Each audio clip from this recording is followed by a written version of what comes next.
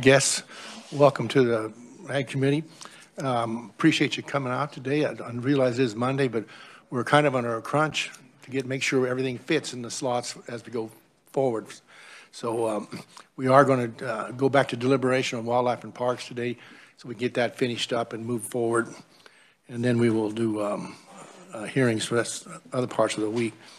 Is there any bill introductions for today? Committee not seeing any. I have a couple. One is from Wildlife and Parks, RS 2820. It concerns lifetime hunting and fishing permits for Native Americans. Are there any questions on that?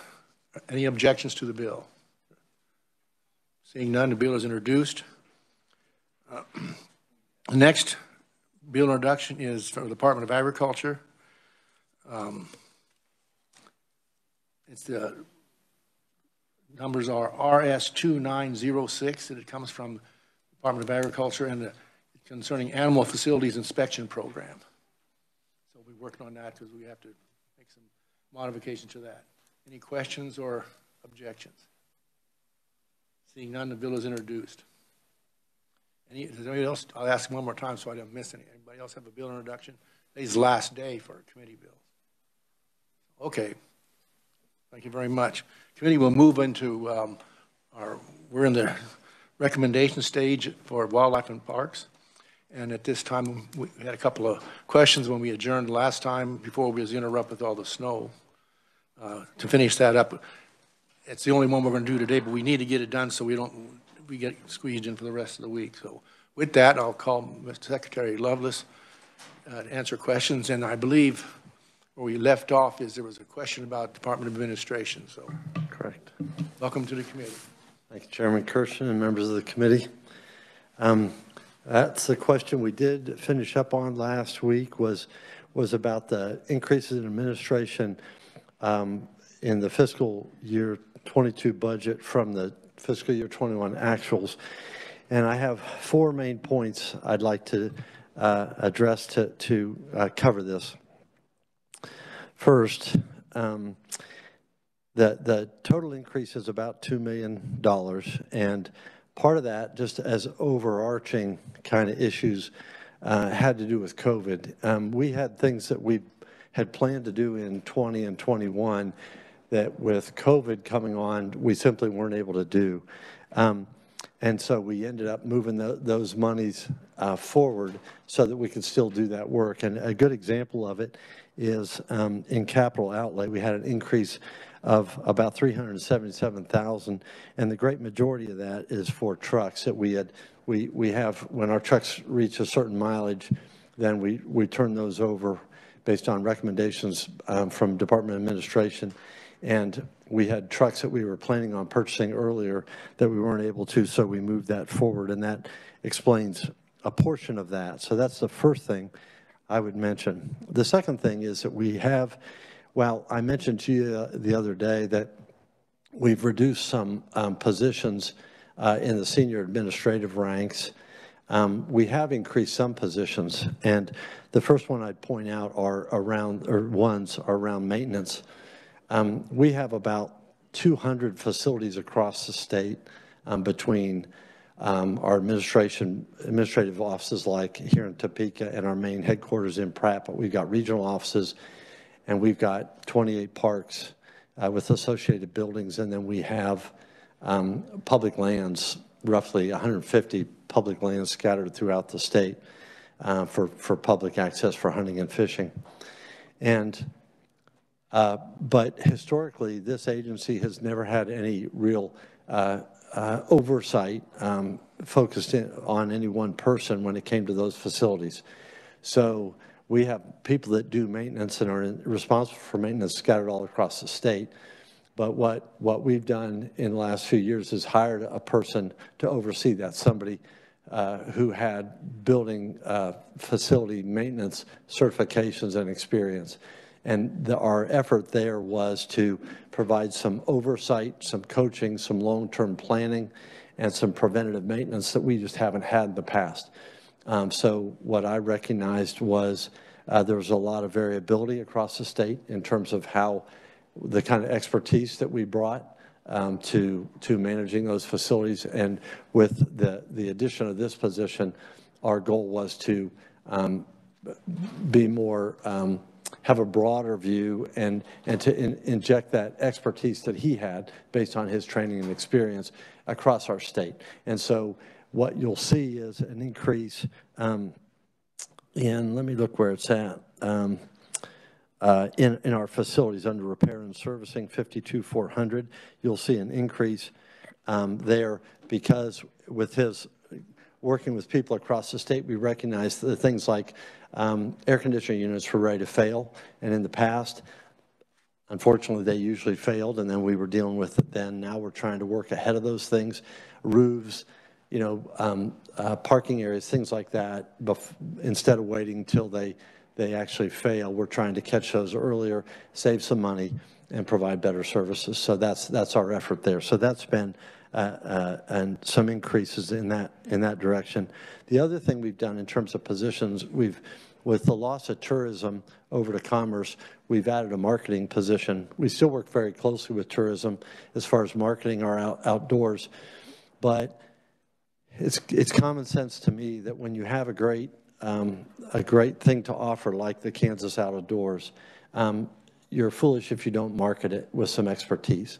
And so we've expanded that with a marketing position. And then also that tracks with under other professional fees. If you remember, another part of that administrative increase was under what our category is called other professional fees. In the past, we had paid about $300,000 out of the wildlife and park side over to tourism to actually fund them to do marketing for us, right? Because they're busy, they only have so many resources. So by funding them, they spent dedicated time to promote our resources in Kansas. With them shifting, we lost that, so we've refocused that $300,000. Instead of spending that on them, we've spent it with our own marketing campaigns with folks that are dedicated to wildlife and parks issues. And so that's been a refocus, so that accounts for about $300,000 of that. Let's see if there's anything else I was going to mention. The last thing I want to mention to you is in examining this last week, your questions caused us to look into our budget in ways I'll admit I hadn't looked before. And we saw under communication costs, while we do need some increases in there, one of the things that we're faced with is we're trying to make a shift and moving responsibility for paying, for instance, for computer fees and things out to the divisions. So they are responsible for their own budgets and they're accounting for that and having to budget for that. Having said that, that's kind of aspirational. We're going through some growing pains where we realized in a closer examination of this that we had no money was misspent, but in some cases we had, and one of them was we were just talking about this yesterday, in wildlife. They had paid $109,000 for those services, but they hadn't budgeted any. And so what we ended up doing was shifting money around. So we are, what I'd say is we are still working toward this plan where divisions budget for all their costs, but we aren't there yet. And what we're faced with right now is some cases where people didn't budget but needed to, and others where they ended up paying even though they hadn't budgeted. And so those are growing pains. But not to confuse you, what I would say in that particular area, the area of communications, it looks to us like we have more money there than we'll probably spend. Now, you all are aware, like I am, that when we have money budgeted, if we don't need it, we don't spend it. And if we don't spend it, we don't lose it, right? We keep it for the next year. That's the nature of our fee-funded agency. And nevertheless, it's just good budgeting when you budget as close as you can to what you reasonably expect to spend. And we believe in that particular area under communication costs that we have probably $100,000 more than we would expect to spend, even given some contingencies that we try to plan for. So we feel like that was a good question that you raised and an area that we can shrink that budget some. So with that, I guess that's my comments on the areas that we recognized under administrative services and some explanation for why there's some increases there. Okay, thank you very much, Mr. Secretary. I did want to ask, in the nature of what this past year with all the supply chain shortages and stuff, you're repairing it. Was there an exorbitant increase in cost there too? How much did you notice that is? Mainly that repair budget is simply we're projecting work that we need to do. Like I know, our building here in downtown Topeka and the one in Pratt, they both have one of the rooftop air conditioning units is going bad. You can tell just based on the measurements that our technician does. And so we know we're going to need to replace that. In the past, we would have waited and we would have just asked for money later for something we had to spend. Now we're trying to actually project ahead and make an accurate estimation of what that'll cost ahead of time, and trying to avoid that time where you have to send people home when it's 110 degrees outside because it's too hot in that office space. So that's mainly part of an effort for us to plan ahead and do preventative maintenance. Senator Dahl. Thank you, Mr. Chairman. On page 22, at least on ours, you have park fee fund revenue in millions, right? So we have 11.5, and when I was looking through the budget, you have large increases, and that's because COVID's getting over, I understand. Right. But you're sitting here on this one, the park fee fund revenue, and it actually goes down. When, with the COVID hopefully coming to an end, that would seem like that number would increase quite a lot. So you're looking at, let me make sure. Park fee fund revenue. Right, that top line there. And we're showing a decrease that target, that FY22 is what you're looking at? Yeah, and I'm just, okay. I don't know why that would go down, because everything else is going up because COVID hopefully will be over. Right, so we experienced a surge. We had our highest year ever in 2020 as a result of COVID. Everybody couldn't do anything else. They were coming out to our parks, and we were glad for that. But we saw an increase there that we'd never seen before, both in terms of usage and associated revenue. That dropped some last year. It was still a great year in 21, but it dropped some. And we anticipate that'll drop some more in subsequent years and kind of get back to that long-term average, which is good. It's increasing, but it's increasing much more slowly than it did in 20 when it just rocketed up. And I understand that, and I'm not trying to be argumentative, but then why do we see the increases that we need more when that stays steady? That doesn't, for example,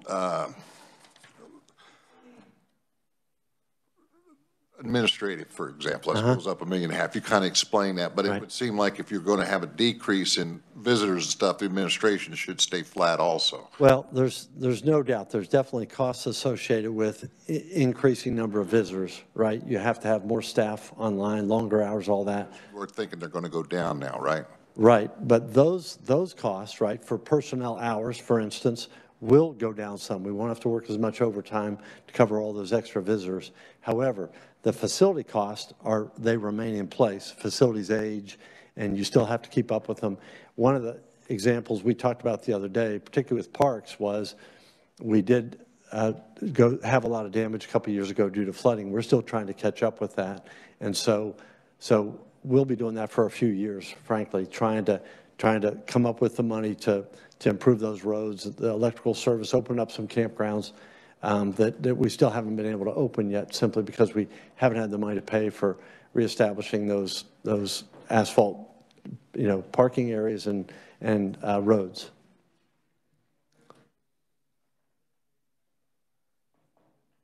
Reichman. Thank you very much, Mr. Chair, and thank you again for coming to committee. I kind of want to double down of what Senator Dole, what he had to say. I'm also on the tourism committee, and I was telling about how well people were coming into Kansas, or the people in Kansas are going to the parks and other places and whatever. And with this COVID, a lot of them are not travel, but it's the idea is to travel Kansas. And I'm a little bit more optimistic, and I'm kind of going along with Senator Dole there. I think you're going to see an increase in that area, and I hope you do. And I know We you do too. We do too. Yeah. That's all I wanted to say. Yeah. Thank you. Thank you, Mr. Chairman. I know I had a few people bring this issue to my attention last year. Under education, how many classes were taught, hunter education or hunter safety classes were taught last year, approximately? Boy, I can get you those numbers exactly, but I don't have them off the top of my head. Okay, I just had heard that there was a disruption in offering those classes. Yeah. And so with employing 3 full-time employees specifically for that purpose, I just wanted to make sure that that the plan is to continue to get those classes back up to previous numbers and make sure that we're offering those hunter safety classes. Yep, I appreciate you bringing that up. We did have a lot that was going on with that. We were struggling because if you all have been through hunter safety education, an important part of that is the gun handling part, as you would imagine. That involves some pretty close contact between the instructor and the students, and to do it right. And we were concerned because late summer, when we were having a surge in COVID, we told our instructors, if you're going to instruct, you're going to have to wear a mask when you're within 6 feet of these students, just for their safety, right? It's just standard safety, and we were struggling a little bit with that in having that being accomplished throughout the state. At the same time, the other issue, which you may be aware of, is we were discussing if we need to have an option for people that were 16 and older to do a completely online class. Over the years, we've had computer-aided hunter education for our students, but we never allowed a fully online class like other states have. So a lot of states have put those in place, and what we've seen is a number of our hunters are now choosing to get hunter education in other states where they can do it fully online, but then they'll be still hunting in Kansas. We felt like, as we examined those courses that other states were offering, that they didn't often have the rigor that we wanted them to have for our hunter safety instruction. So we worked with the National Rifle Association and came up with a course that we could offer, which is very rigorous. And I'd be glad to show you it if you'd like to look at it. It's a very challenging course. But it would allow a person to do a fully online, if you're 16 or older, a fully online course for the first time in Kansas. And it took us a while, Senator, to roll that out. We had to go through a lot of work to do that. And when we rolled it out, we wanted to make sure it came out without glitches, right? Oftentimes that's the case when you do new computer programs. So we spent quite a bit of time doing that. When we rolled it out, it was met with great enthusiasm. We've enrolled a lot of people. One of the barriers we found was that if you've gone to hunter safety with your kids, when I went with my kids, it's an atmosphere that isn't comfortable for everyone. And we found that a lot of women, particularly single women that went, didn't have a great experience, right? They felt like they were out of place. So it's been interesting because as we look at, I won't say single women, I shouldn't say that, but women in general had some discomfort around that. We do our best to make those very comfortable, very welcoming atmospheres. But they have been one of the groups that have, in particular, appreciated these online classes since we've offered those. So we are back to offering classes as we always have, giving people a menu of options. For kids less than 16, we do still require that field portion. That's still a requirement. But we offer a lot of options to try to make it as welcoming as we can for people, and while maintaining high standards for education, including as many people as we can. So, but we did go through a pause, you're exactly right, for a month at the end of summer about that. You're right. Your questions, committee? Senator Ware. Thank you, Mr. Chair. And more of a comment. You know, when you're looking at budgets, you can look at each item as an investment or just an expense. And I really appreciate that you've looked at the marketing as an investment, because a well-spent advertising dollar is invaluable in business, and that the proactive attitude about maintenance ends up both bring in more money and save money. So I appreciate those. Thank you. Thank you for that. You know, we're an agency that's filled with a lot of biologists, and we're pretty good at managing resources, but not good at promoting them. And so bringing in an expert who's good at it, and the person we brought in is really amazing. He's added so much to our decision-making already that I'm a little embarrassed we didn't do it years and years ago. A very valuable resource. Thank you for that comment. Thank you. Thank you, Mr. Chairman. I'm the one that had asked about the administrative increase in expenditures. I'm not certain I'm 100% satisfied with that answer, but I'm going to move on from there. And I would ask Secretary, on page 13, ecological services in fiscal year 15 and prior were zero, and they've gone up to nearly $4 million now. On page 15, education services were zero in 2015, and they are now at $2.5 million. On page 23, public land expenditures in fiscal year 18 were zero.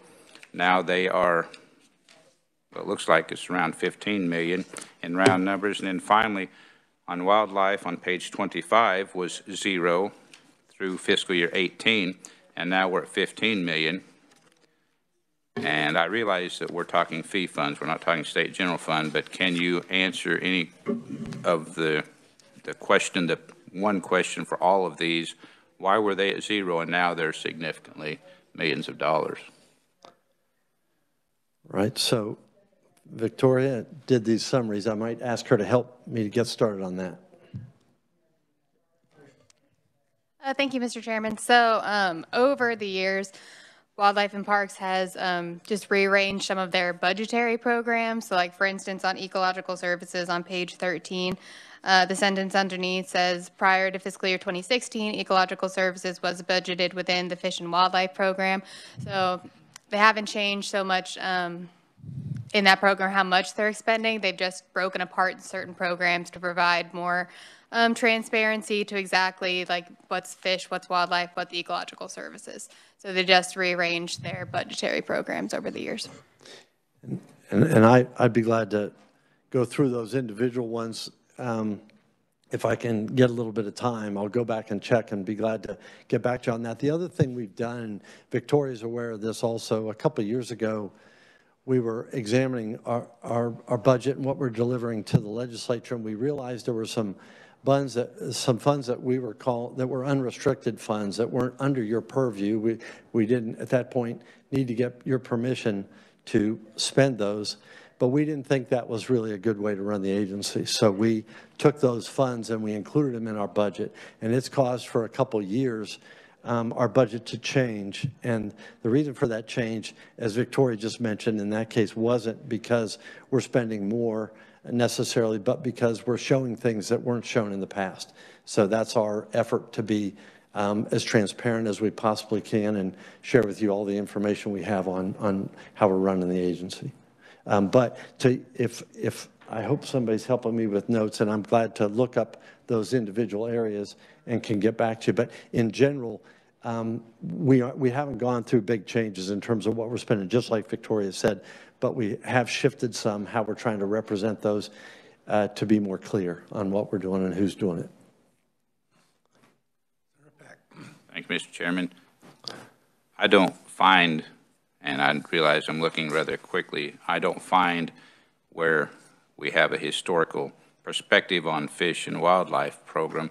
Maybe someone can point me to the page where that budget had been, and has that budget totally gone away, or has it been significantly reduced? I'm not sure if I'm asking that of our fiscal analyst or of the secretary. Victoria, you want to take that first? Sure. Thank you, Mr. Chairman. So prior to 2016, ecological services, fish, and wildlife were all the same program.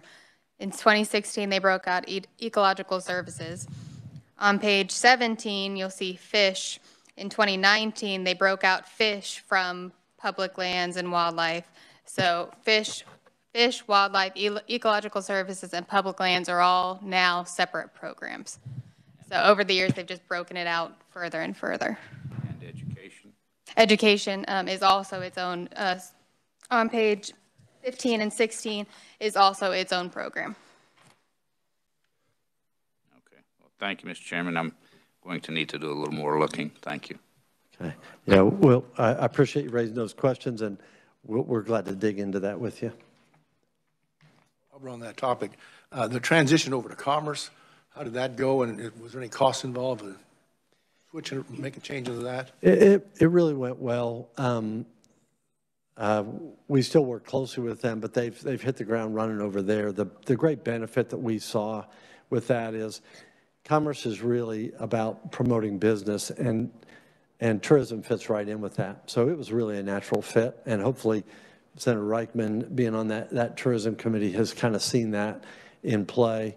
One of the things that we did gift them with, we did have some EDIF money prior to that when they came to us from Commerce, they didn't have money to spend. And so we took some of our EDIF, about 1.2 million, 1.5. Oh, it was closer to 1.6 maybe, was it? 1.6, okay. That we gave to them so they would have, you know, money to operate under. When they left and went back to Commerce, despite the fact that Commerce is quite a bit better funded than we are, we said we don't want to have them go there without anything to start. So we moved that EDIF money with them. So that was one loss that we had as an agency, but we felt like they deserved that to get a good start over there. And as you're aware, they're doing great things there. But overall, that transition's gone well. Thanks for asking. Another question or comments? Senator Fagg. Thank you, Mr. Chairman. Thank you, Mr. Secretary. I know when I was looking over, when you said 28 parks, how often do you review the condition of the bathrooms and campsites at parks? Is there some kind of annual review with that kind of thing? We're doing constant maintenance, but you mean an overview like an external? What kind of condition they're in, you know? Yeah. Are you proud of the condition our bathrooms and campsites are in today in the state of Kansas? I'd say it's pretty variable. We have some that are newer, that are easier to keep up. We have some that are more antiquated. So that's part of our long-term maintenance plan is some of those need to be, you can only clean those up and dress them up so much. At some point you say, this is really no longer functional, we need to replace it. And so we do have a schedule for that in our parks throughout the state. But I would offer if you, and the condition of those can vary. I know sometimes we'll have these really big weekends and at points during that weekend, the condition may not be very good. But in general, if you see things that you don't think are up to what our standards should be, I'm glad to listen to you. In general, I go around to our parks on a kind of a constant basis around the state, and definitely some of our older ones, I would say, are in need of replacing facilities.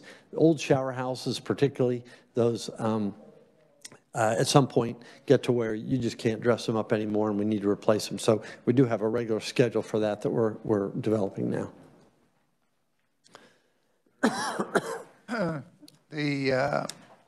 My humble opinion is that quality is more important than quantity. Mm-hmm. So when you look at this budget on capital improvements, trying to expand other things, I'd sure be focused on what we already have, because I think that the current users of the park, if we've got a good product to deliver, is the best advertising you can have. Yeah, I think you're right, and demand is high. I get letters directly or calls from people that say this isn't as good as it should be, but typically the calls of concerns that I get are around the heavy demand we have for those and the fact that you have to reserve things ahead.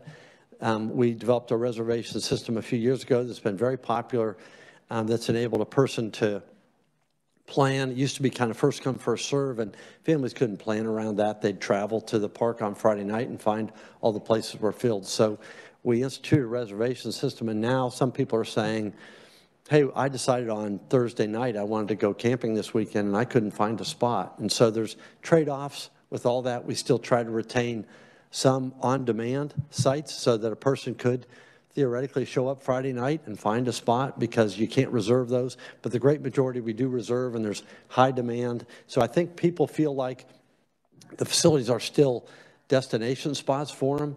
And the only reason why we're making some expansions are because we fill up week after week. And any business would say at that point, demand is high, people are satisfied with what we're providing, we need to expand. And so that's what's kind of driving that.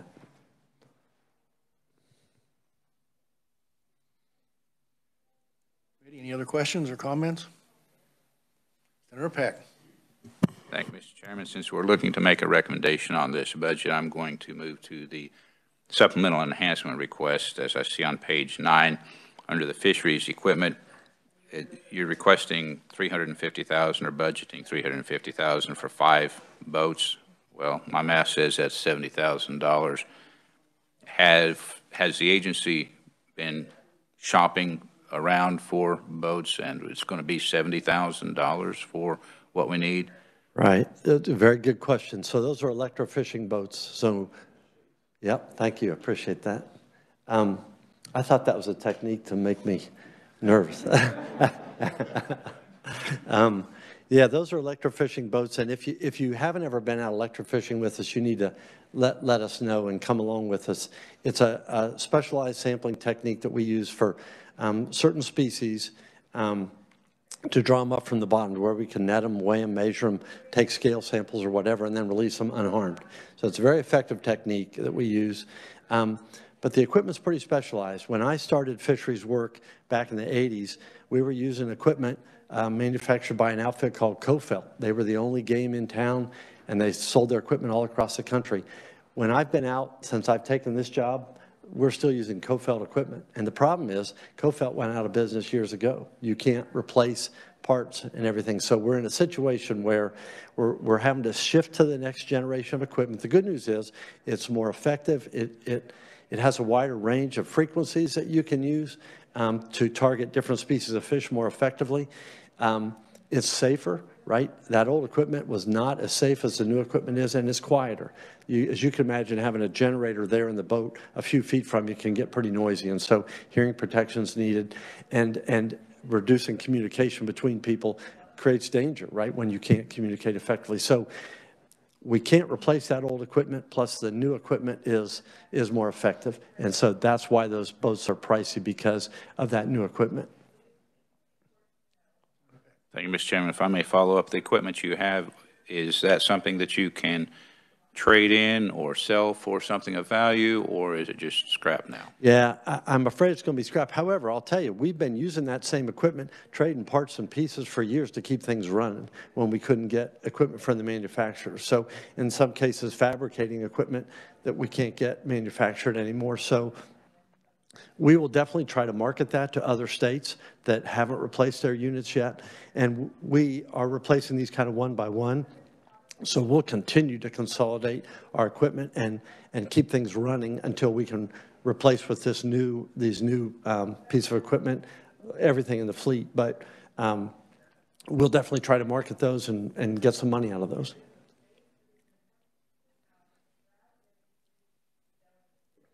Any more? Okay, you think about that. And you're still saying you still use the old equipment. We do. The ones that are good will be. And that's all we have right now. So once we shift over, we won't just toss that stuff. That'll be backup equipment, or unless we can market it to somebody else who needs it. I got to ride on one of those. They showed us one several years ago, that electronic fish finder or whatever it was. It's a pretty unique little tool. Pretty impressive. Very helpful equipment to measure for things like largemouth bass and now blue catfish, which is becoming an incredibly popular fish down El Dorado in particular has a terrific blue cat fishery, and we have them all across the state. And they're interesting because historically, back when I was sampling, you couldn't effectively sample catfish. But these blue cats, you can go out in the middle of El Dorado Lake, a place you wouldn't expect, 30 feet deep, 35 feet deep.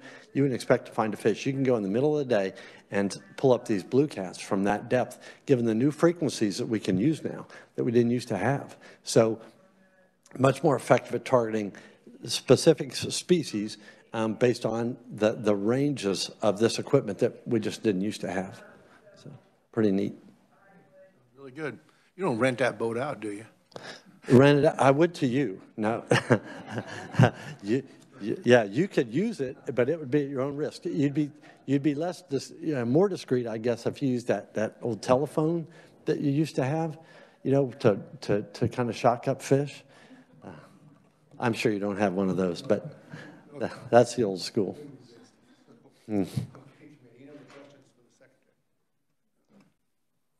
Senator Fagg. Thank you, Mr. Chairman. I would imagine the game warden would go along with that. This is kind of follow-up to Senator Peck's questions under the 5 boats. How many boats do you have right now that do this kind of work? Yeah, let me think for a second. So we've got, as I think of our regional fish biologists scattered around the state. Steve, do you know? I've got.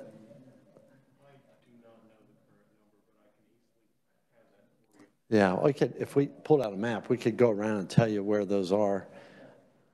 My question, when buying 5 boats, is there any reason why you picked 5 versus doing 2 or 3 or doing 10? Yeah, I think that was based on the number that had the oldest. I mean, we're replacing the oldest stuff that's in the worst working condition first, right? And then we'll move through. There's some other.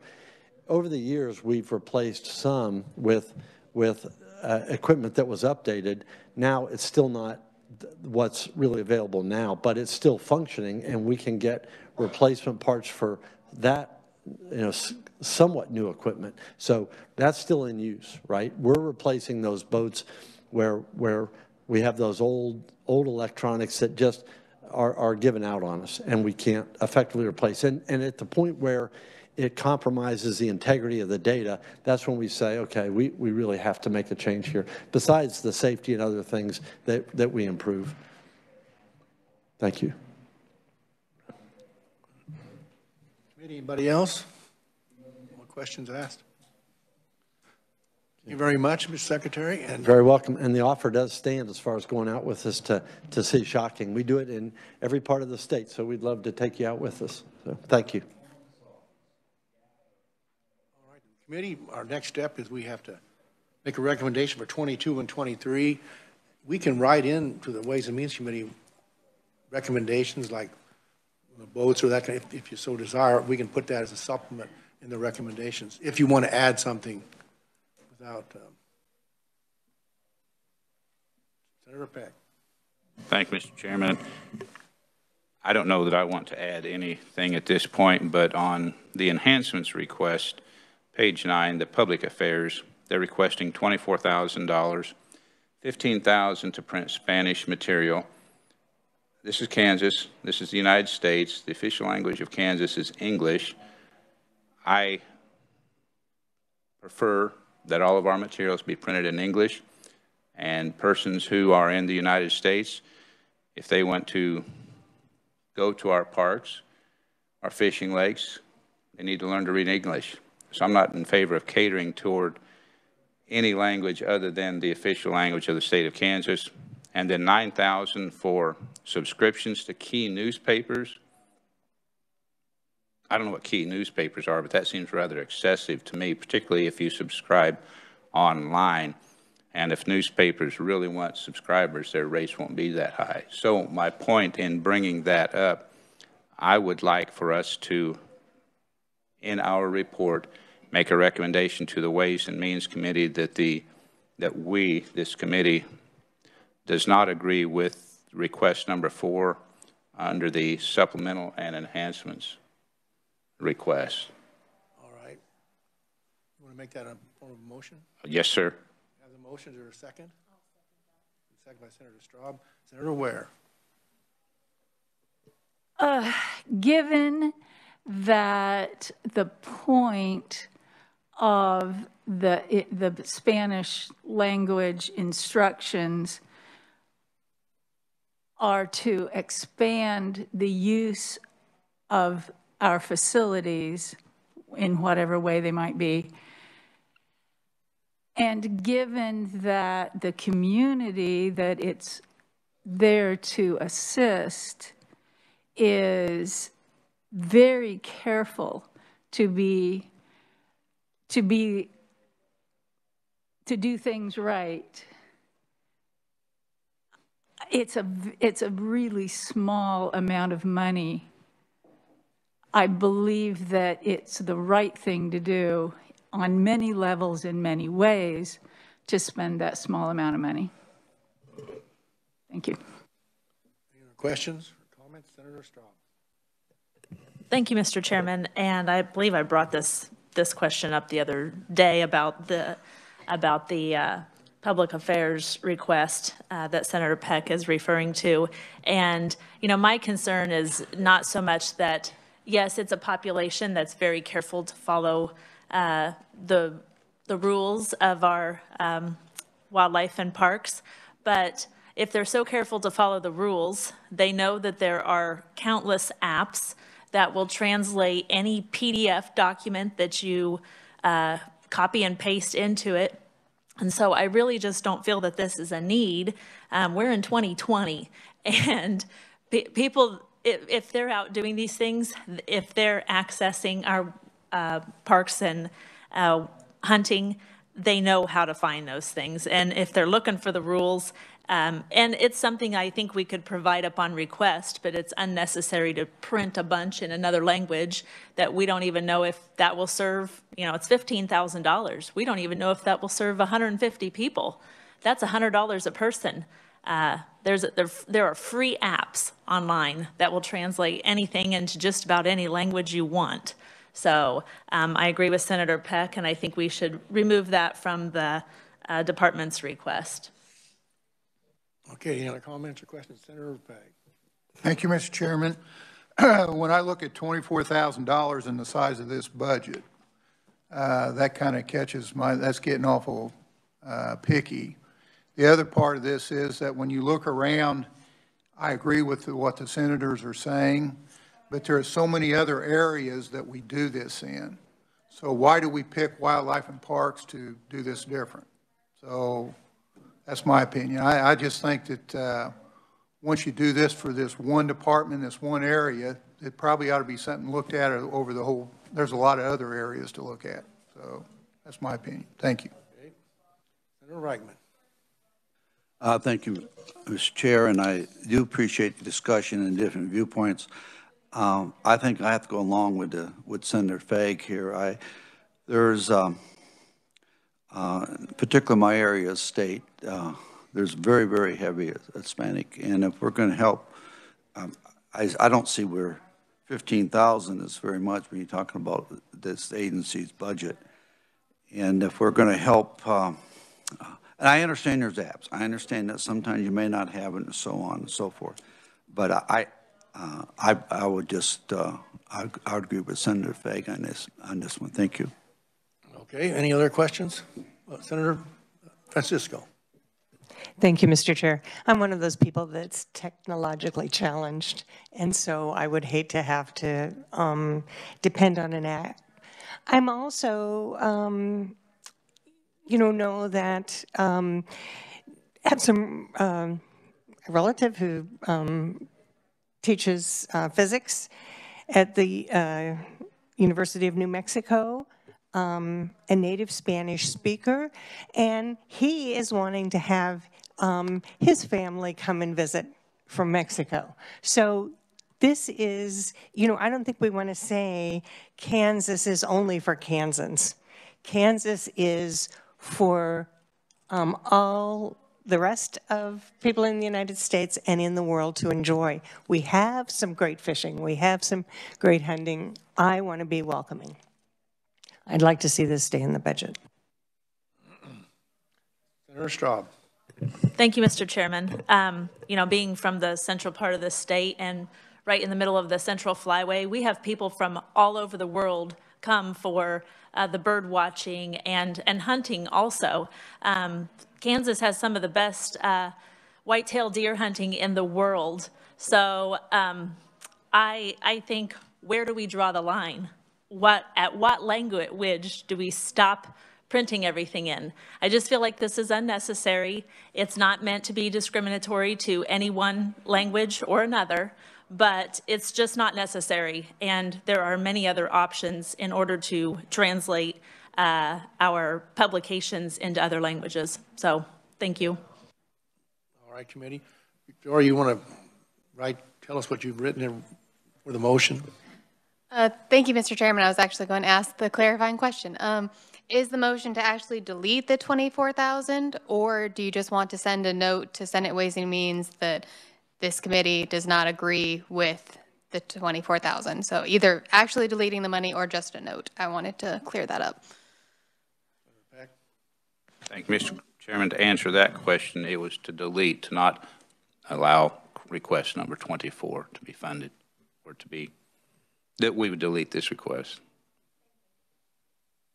Okay, committee, everybody understand that? We'll take a vote. All in favor of the, pardon me, that's Senator Peck. Thank you, Mr. Chairman. I wanted to just address a little bit, and Senator Straub stole some of my thunder. We've got people that speak French. My son-in-law speaks Albanian. He comes to the United States regularly. Are we going to print materials in Albanian so he can read those rather than me tell him what the regulations are? There are many, many languages. And again, this is nothing other than saying that this is the United States of America. We speak English. You want to be in our country? When I go to Kosovo, where my daughter lives, they don't cater to me. I can't speak Albanian. They don't print English materials for me. And so I'm just saying that I believe that as a state, as a legislature, as a country, and I realize this is a very small amount of money. I also agree with Senator Fagg. I guess I shouldn't say I agree because he didn't really say this, but I would agree that we might suggest to the Ways and Means Committee that they look at all agencies that are printing material in other languages.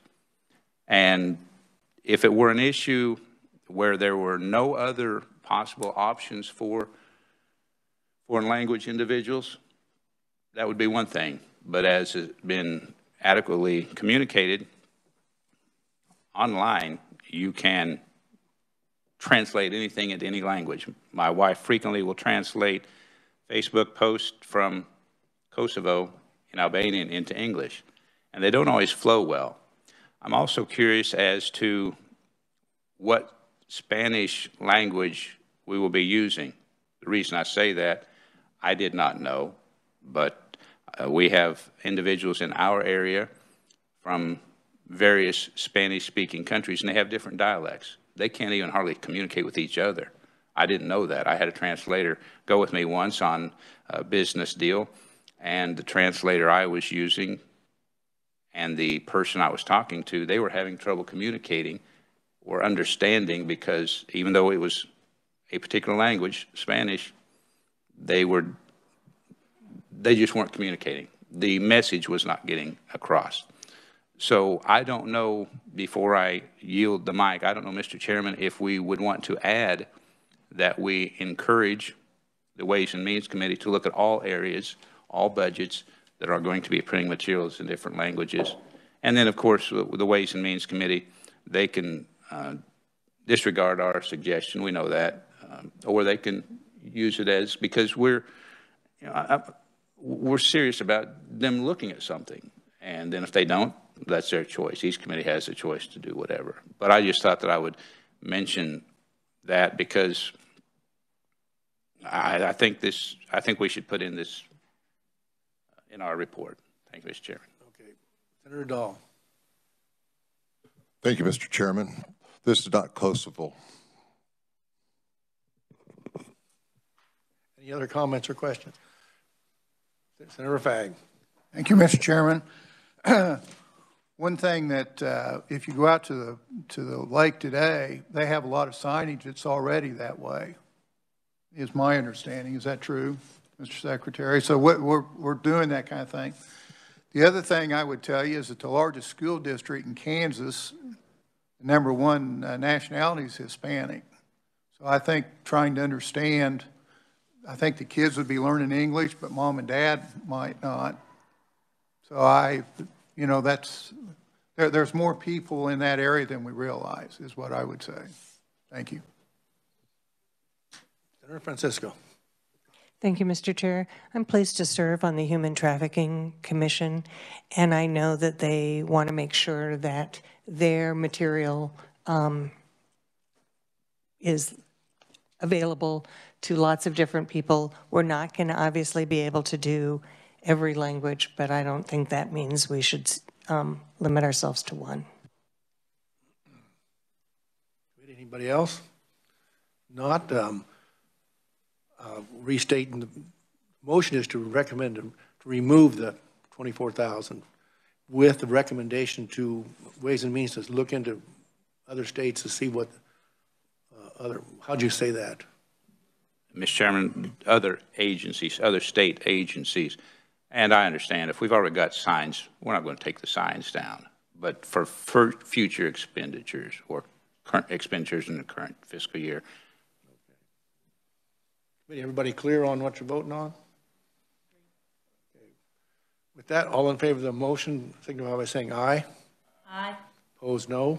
No. Chair says the motion fails. Any other discussion? Senator Francisco. Thank you, Mr. Chair. I would move that we recommend or follow the governor's recommendations, agree with the governor's recommendations for both fiscal year 22 and 23 for the Department of Wildlife and Parks. Okay, is there a second? There is. Any discussion? Senator Dahl. Oh, he was seconded. Oh, I thought we already had a second. So Senator McGinn seconded it first. And I thought, I think. Okay, motion's been made and second to recommend 22 and 23 according to the governor's recommendation. Concur. Any other questions? Seeing none, all in favor say aye. Aye. Opposed, no? No. Motion passes. We can do that. Do you want your vote recorded? Judy, you get that? Okay. Committee, that'll do our work for today. Thank you for all your time and attention, and we'll have another full agenda for the rest of the week. Thank you very much.